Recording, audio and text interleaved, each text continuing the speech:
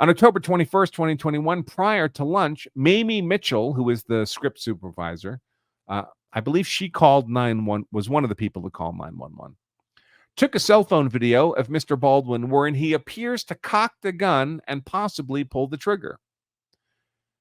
In video number blah, blah, blah on October 21st, prior to lunch, there is a set video wherein Mr. Baldwin is asked to look at the camera and pull his gun and point his gun in the direction of camera left.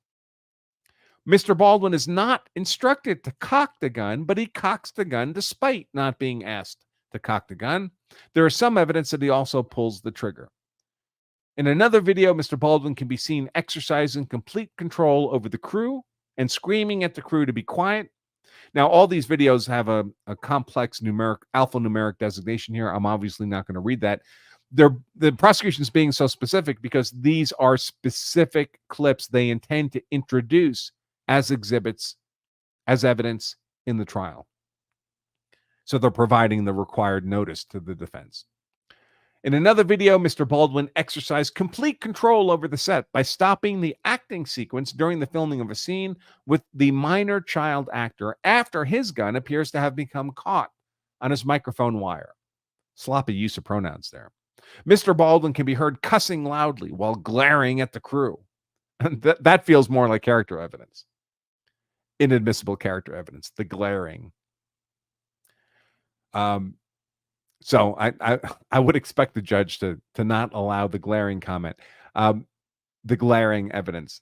But of course, they wouldn't need to see it explicitly. The jury would just see the video clip and see Alec glaring. In another video, Mr. Baldwin can be seen using his gun as a pointer during a time that there is no acting sequence. He is pointing his gun at crew members. By the way, he knows this to be a real gun, just to be clear.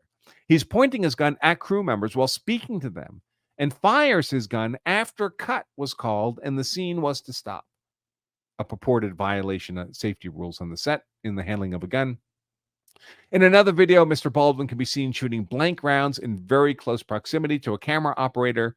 In another video, Mr. Baldwin exercises complete control over the set and stops the acting sequence. Due to his own perceived error, Mr. Baldwin can be heard rushing the armorer to reload the gun and rushing other crew members to hurry. The video also provides another view of the close distance between Mr. Baldwin and the camera operator he shoots toward in the video mentioned above. Most of these videos, by the way, were shown in the Hannah Gutierrez trial. So if you saw that trial, you saw these video clips. In another video, Mr. Baldwin can be seen engaging in horseplay with his gun and pulling his gun when the scene did not call for the pulling of his gun.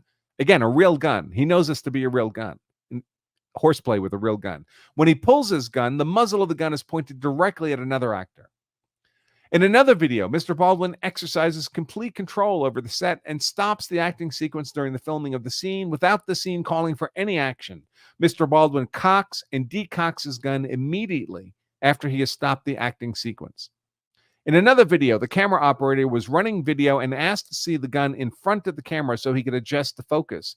There was no acting sequence occurring. Action had not been called, and Mr. Baldwin had his finger on the trigger.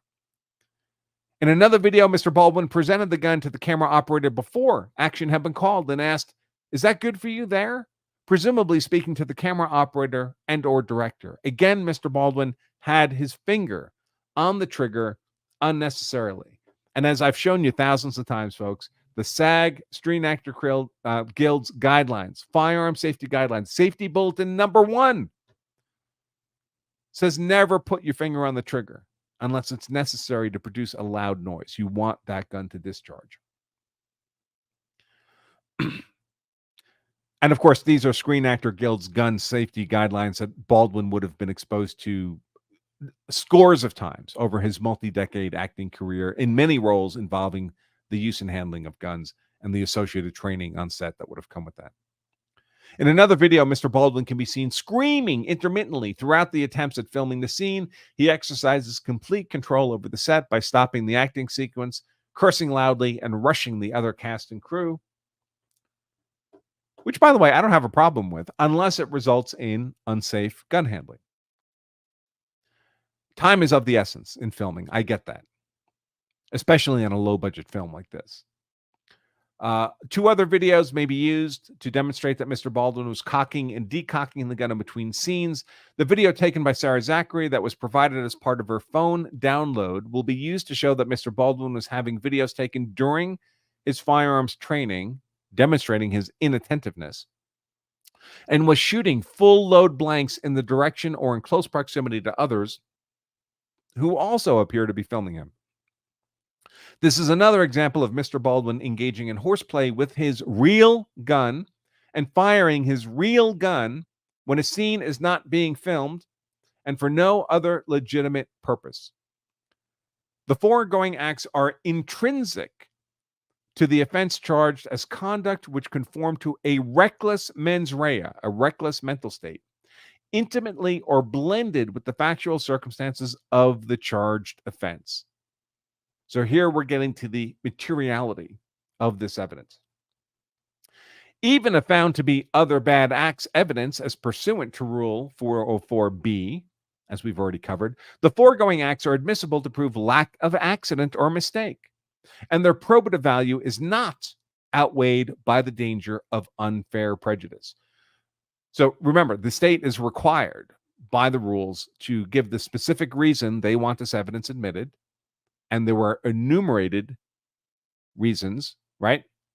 Permitted uses to show lack of accident or mistake at the bottom here. So that's what the state is doing here to prove lack of accident or mistake. And they're addressing